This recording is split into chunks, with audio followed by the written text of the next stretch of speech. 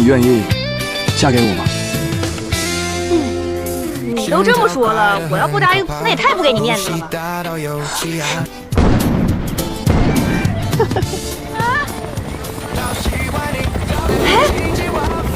马来西亚没有白色的雪，但我可以为你下一场金色的雪。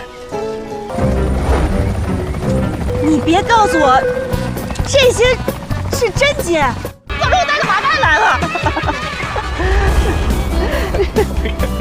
哎呀，庄轩，别愣手，会抱一起呀！好。你去，捡。小慧，这座岛是送给你的，以后慢慢捡嘛。先把戒指给戴上。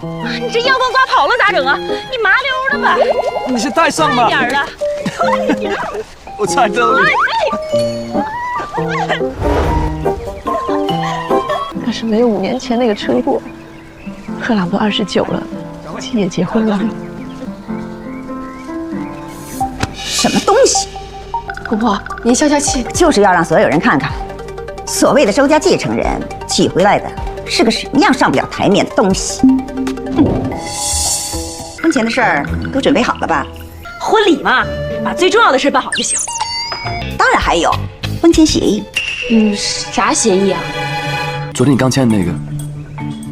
哦，签了，不就是，如果我们离婚了，公婆婆跟我嘛，这有啥？我看你们是疯了！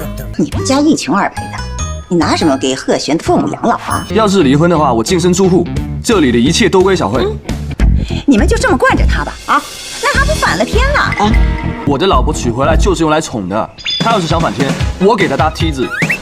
我说叶梅，你儿子为了跟女人不管不顾的，你这个当婆婆的怎么也不管管他呀？你呀，还好好的向我学习学习。佩珊，我这就去给您收信用她好。婆婆，你稍等。婆婆，她还是你儿媳妇儿。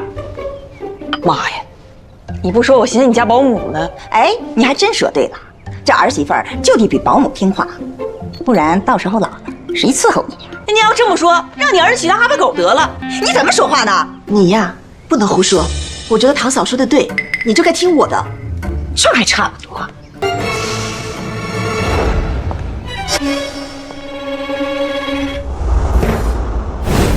做完了，再来啊！哎，回去啊，再来啊！壮啊，歇会儿吧。吃饭没呀你啊？小二，我不饿了。哎呀，这2天我们忙活小慧的婚事啊，多亏大壮帮忙。回头去马来西亚参加婚礼，你得做主桌啊。行啊，我也出微博，看咱小慧婆家长啥样。对，我忙去了啊。行，快点，来了啊，我给你拿菜单。